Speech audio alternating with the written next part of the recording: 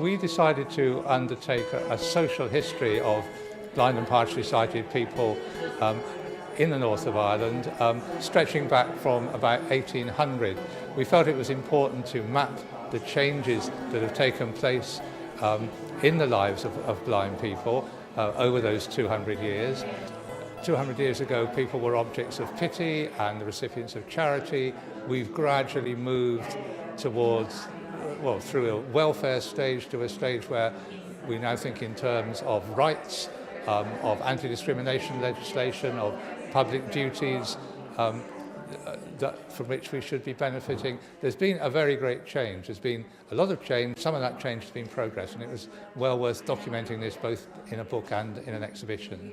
When the project was embarked on, I think it was around, it's been years in the planning. I suppose the whole purpose was to try and come together with the Lottery Fund and indeed RNIB and other organisations to try and make something like this here to highlight basically what can be achieved from a partially sighted blind point of view. Local museums are all about telling local stories, and for many people with sight impairment, their stories are just as important as everyone else's. So it's nice for museums to be able to look at stories differently and to approach stories differently and to get a bigger mix maybe of our local communities and show different aspects for different people. Through this exhibition we have had some training from RNIB, which has been quite useful.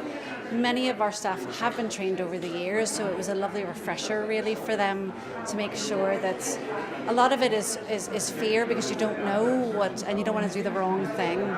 So that training has meant that our staff realise that it is about good communication as much as anything, and that we want to be able to welcome our visitors in a way that understands those visitors' needs. Museums might be thought of as somewhere that are inaccessible if you can't see very well, but this is the very opposite.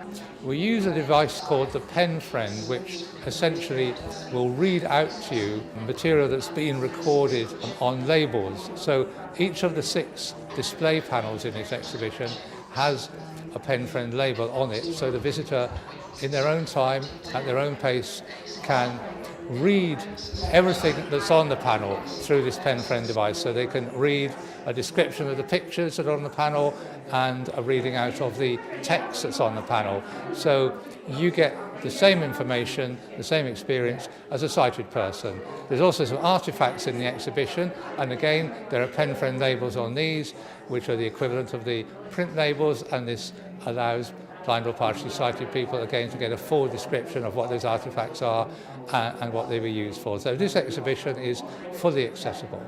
You can come in here like anyone else. The point is that you can come in and go around the museum yourself. In terms of blindness itself, you may need guiding around the museum, but in general you'll be able to actually just be able to go around the museum yourself and go to the different exhibits, etc.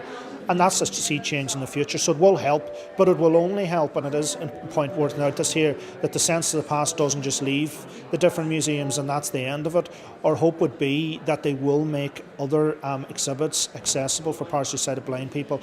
I think it becomes more inclusive from the point of view as well as it means that people go out. You might have visually impaired groups, which you have right across Northern Ireland, and we have a few here in the local area in Bangor, the Wide Vision group, the VIP group, etc., the visually impaired group. They may want to organise maybe wee trips to the museum here, and that also means that it's something to do for some people. It's a social avenue, it's meeting friends, etc. It'll be more accessible for partially sighted blind people in the future. Technology is both a threat and an opportunity.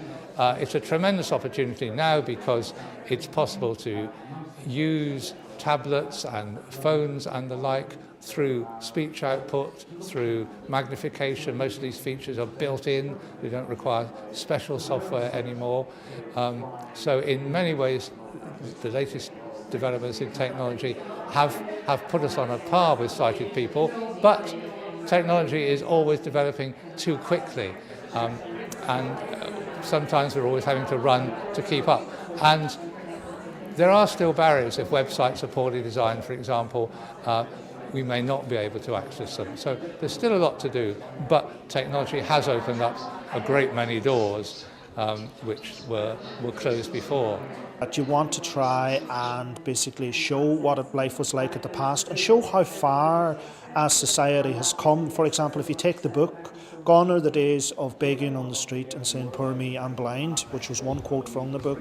You know, that day has gone now. So from that point of view, it's to try and show the history and how society gradually came. For instance, there was no social welfare before 1920, and in the 1920s they brought on legislation where the first time there was welfare available. Before that, you had to just beg on the street, as I said. So from that point of view, it's very, very important to show that, but it's also trying to show moving forward into the future by having a sense of the past exhibition here, how that can be brought forward and really give impetus into the future in terms of life for partially sighted blind people. So it is very, very important. It's something that we do constantly within the RNIB in relation to it. If you want to know more, then please just ring RNIB Northern Ireland on 028 9032 9373, or you can go to our website www.rnib.org.uk/museumsinfocus.